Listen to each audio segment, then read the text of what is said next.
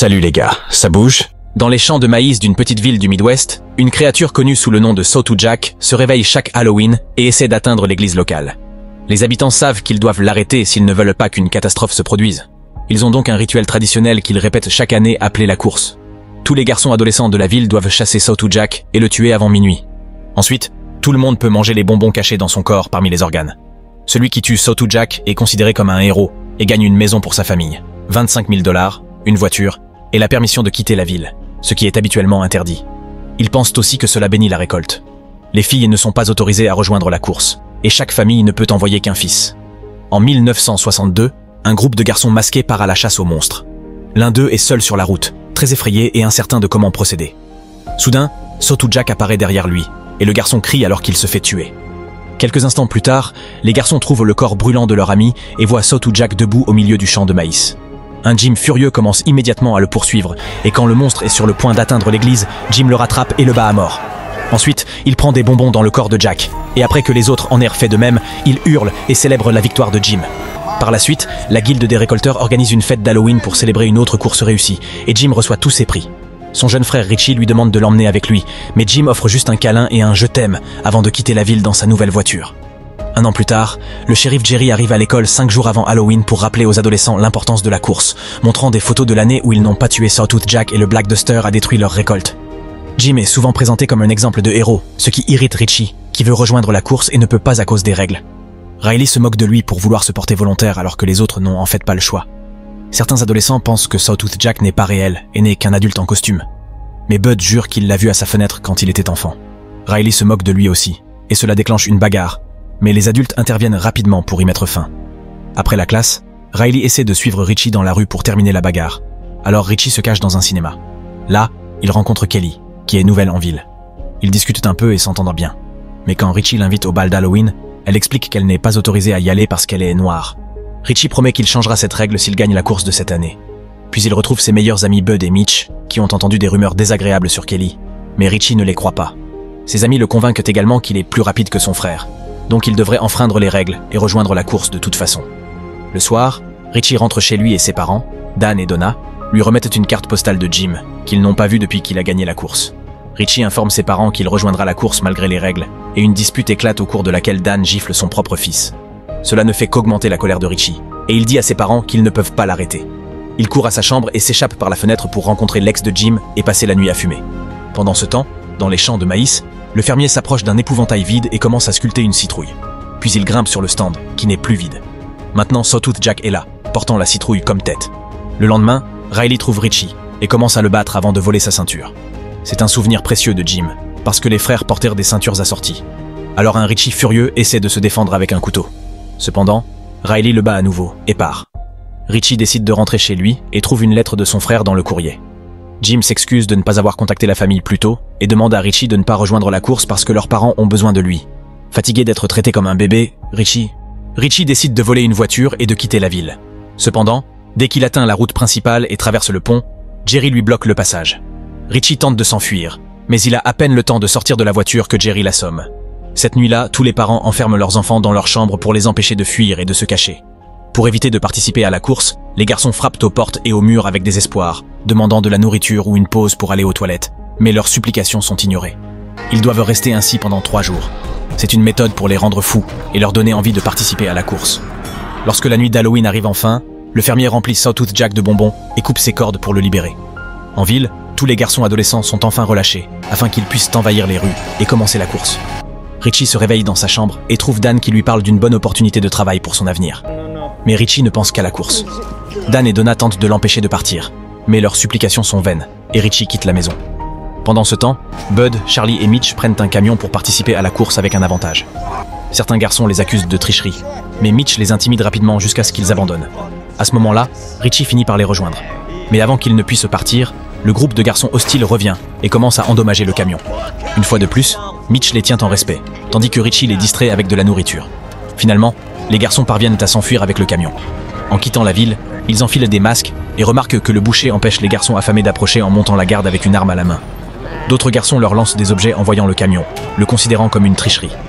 Lorsqu'ils atteignent les champs de maïs, la plupart du groupe est excité, mais Bud est terrifié, car il se souvient encore du jour où il a vu Sawtooth Jack à sa fenêtre. Contrairement à ses amis, il ne veut pas faire cela. Soudain, le camion heurte quelque chose sur la route et Mitch doit l'arrêter pour éviter un accident. Le moteur refuse de redémarrer, alors ils sortent pour vérifier, mais la route est vide. Puis ils remarquent des bonbons près du champ de maïs et se précipitent pour les manger, croyant que le camion a percuté Sawtooth Jack et qu'ils l'ont déjà tué. Cependant, un bruit les fait se retourner, et ils découvrent que Sawtooth Jack les attend au milieu du champ. Les garçons courent vers lui, mais en quelques secondes seulement, le monstre tue Charlie et Bud. Lorsque Mitch tente de retrouver les corps, il se fait tuer à son tour. Ensuite, Sawtooth Jack fixe Richie et pousse un rugissement, ce qui pousse le garçon à s'enfuir. Il ne s'arrête que lorsqu'il atteint un stand vide et est stupéfait d'y trouver Kelly, qui enfreint les règles tout comme lui. À la surprise de Richie, il voit aussi Bud courir. Il s'avère qu'il avait simplement fait semblant d'être mort pour échapper à tout cela, et il se précipite vers la ville. Cependant, lorsqu'il tente d'entrer chez lui, ses parents refusent de le laisser entrer et lui disent d'être un homme, car ils ont besoin de l'argent. Alors qu'il hésite sur ce qu'il doit faire, Bud est soudainement approché par Sawtooth Jack. Il commence alors à courir jusqu'à trouver un abri où quelques garçons sont cachés. Ils veulent lui faire payer en argent pour le laisser entrer, mais Bud n'a rien sur lui à cet instant. Les adolescents commencent à se disputer pour savoir s'ils doivent ouvrir ou non, mais lorsqu'ils entendent soudain de nombreux cris, l'un d'eux ouvre la porte malgré les protestations. Ils découvrent alors Sawtooth Jack en train de tuer Bud. À une fenêtre voisine, un petit enfant hurle en voyant Sawtooth Jack entrer dans l'abri et massacrer tous les adolescents, provoquant un véritable bain de sang qui gicle hors de la porte. Pendant ce temps, Richie et Kelly décident de travailler ensemble, mais ils ont besoin de meilleures armes. Ils retournent en ville et s'introduisent dans la maison de Jerry pour voler une arme et de la bière. Pendant qu'ils sont là, Richie est choqué de voir son père, effrayé, frappant désespérément à la porte de Jerry, mais il s'en va lorsque personne ne répond. Alors que Dan cherche Jerry chez un voisin, Richie et Kelly volent également la voiture de police. Lorsque Jerry sort enfin pour crier après Dan, les adolescents s'enfuient avec la voiture, et il ne parvient qu'à tirer sur une fenêtre. Richie et Kelly entendent un reportage à la radio de la voiture concernant la présence du monstre au centre-ville, alors ils s'y dirigent. Sur la rue principale, le chaos a pris le dessus alors que les adolescents s'introduisent dans les magasins pour voler toute la nourriture qu'ils peuvent trouver. Le boucher essaie de défendre son commerce et tue même quelques garçons, mais ils le maîtrisent et le battent à mort avant de voler sa viande aussi. Richie et Kelly sont horrifiés par ce qu'ils voient, mais avant qu'ils ne puissent partir, ils sont retrouvés par Riley, qui se moque de Kelly parce qu'elle est une fille dans la course et utilise une insulte raciale pour désigner sa peau. Le compagnon de gang de Riley attrape Kelly, mais Richie finit par être suffisamment en colère pour se défendre et bat les deux types avant de les menacer avec le pistolet. Kelly en profite pour les frapper avec sa batte aussi, et avant de partir, Richie reprend sa ceinture. Pendant ce temps, les autres garçons commencent à vraiment perdre la tête et se tuent même entre eux. Bientôt, Sawtooth Jack trouve un trio errant seul et attaque à nouveau.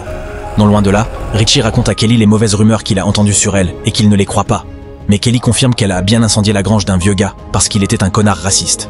Richie partage qu'il manque son frère et qu'ils n'ont eu de ses nouvelles que par des cartes postales occasionnelles, et Kelly avoue que ses parents sont morts. Leur conversation est interrompue lorsqu'ils entendent un autre reportage apparemment. Sawtooth Jack a été vu sur Oak Street. Le duo part dans cette direction sans savoir que le reportage est faux et que Jerry prépare un piège. Une fois qu'ils atteignent Oak Street, ils trouvent une statue couverte de sang avant que Sawtooth Jack n'apparaisse devant eux. Richie se précipite pour affronter le monstre, mais il gèle quand il remarque que Jack porte la ceinture de son frère. Kelly intervient pour frapper la créature avec sa batte, mais Sawtooth Jack la frappe en retour et disparaît tandis que Richie vérifie son état. À ce moment-là, un voisin sort et les fait partir en menaçant de tirer. Le duo retourne à la voiture et est retrouvé par Jerry, qui pointe son arme sur Richie à travers la fenêtre. Il insulte les parents de Kelly et révèle qu'il les a tués lorsqu'ils ont essayé de quitter la ville. Furieuse, Kelly commence à le frapper et le fait tirer. La balle finit par érafler le côté de sa tête. Richie pousse immédiatement Jerry et le duo quitte la voiture pour s'échapper. Pendant ce temps, Sawtooth Jack se rend à l'ancienne maison de Jim et voit tous les messages sur le mur des 3 jours où Jim avait été enfermé dans sa chambre avant la course. En poussant un cri à cette vue, le monstre incendie tout le bâtiment. Non loin de là, Dan rencontre Jerry et lui dit qu'il ne peut pas faire cela. Cependant, Jerry lui crie dessus, expliquant que l'année où ils n'ont pas fait le rituel, il a perdu un proche bien-aimé. Alors cette ville doit être courageuse et faire ce qu'elle doit faire. Dan pleure, mais ne peut pas lutter contre un flic. Quelques instants plus tard, ils arrivent chez Richie, où Donna est manifestement dans les vapes parce qu'elle a pris trop de médicaments. Richie commence à poser des questions sur les anciens gagnants, et tous ont une histoire similaire. Soit ils sont partis très loin et n'ont pas contacté leur famille, soit ils sont morts dans des accidents. Devenant méfiant, Richie devine que c'est Donna qui a écrit les cartes postales et la lettre, pas Jim. Il supplie sa mère de dire la vérité, mais Donna dit que cela doit finir et se supprime elle-même. Ces mots confirment à Richie que les gagnants ne vivent pas une vie merveilleuse quelque part. Leur sacrifice permet à Sawtooth Jack de revenir dans leur corps l'année suivante. Kelly veut quitter la ville, mais Richie refuse, disant qu'il doit mettre fin à cela. Au centre-ville, les habitants paniquent à cause de l'incendie énorme à l'ancienne maison de Jim. Jerry est approché par Riley, qui lui dit qu'il a vu Sawtooth Jack à proximité. Alors Jerry le tire dans la voiture et lui donne son arme avec l'espoir de le faire devenir le gagnant de cette année. Richie et Kelly vont à l'église pour attendre Sawtooth Jack et sont surpris de trouver Dan à l'intérieur. Une dispute éclate alors que Richie traite son père de monstre, mais Dan jure qu'aucun parent ne sait rien jusqu'à ce que leur fils gagne. Ensuite, il prête serment de secret à la guilde des récolteurs gériennes qui les tuait s'ils tentèrent de partir ou de le dire à quelqu'un. Dan veut que Richie parte et le laisse faire le combat, mais il fait une crise de nerfs en apprenant que sa femme est morte. À ce moment-là, la cloche de l'église commence à sonner et Sawtooth Jack apparaît dehors. Richie se précipite pour le recevoir et l'appelle Jim, montrant qu'il ne veut pas lui faire de mal. Malheureusement, Riley arrive et tire sur le monstre, alors Kelly court le frapper tandis que Richie berce Jack dans ses bras. Jerry intervient aussi et fait recommencer Riley. Mais après un second tir, Richie maintient Riley à distance en le menaçant avec son propre pistolet. À la grande surprise de Richie, Sawtooth Jack attrape sa main et la retourne en signe de supplication pour mettre fin à sa souffrance. Voulant que cela se termine aussi, Richie s'excuse auprès de son frère et appuie sur la gâchette. Les garçons se précipitent pour attraper les bonbons et Jerry le félicite pour son succès, mais Richie ne ressent que de l'engourdissement.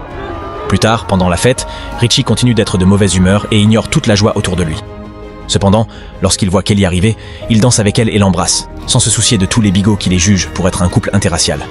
Kelly lui donne secrètement une arme et ils décident de s'enfuir ensemble. Plus tard, après la fête, Richie part dans sa toute nouvelle voiture et ignore l'ex de Jim lorsqu'elle lui demande de l'emmener avec lui. Pendant que Richie s'éloigne, Dan s'approche de Jerry pour essayer de lui tirer dessus par vengeance, mais Jerry le met à terre. Quelques instants plus tard, Richie récupère Kelly et ils commencent à quitter la ville. Bientôt, Jerry apparaît dans la voiture de police et commence à les poursuivre. Alors Richie essaie d'accélérer. Cependant, il manque de percuter un autre véhicule sur la route et doit arrêter la voiture.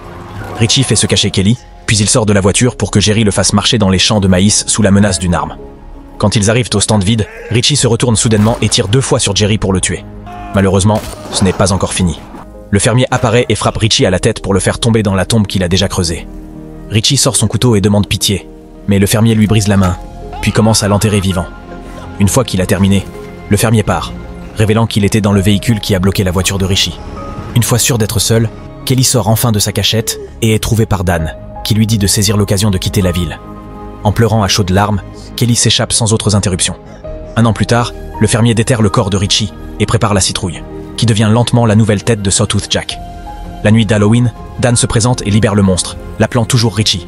Quand le fermier apparaît, Dan le tue, puis dit à son fils monstrueux de brûler toute la ville. Assurez-vous de vous abonner et d'activer les notifications pour pouvoir regarder plus de vidéos comme celle-ci. Merci de regarder.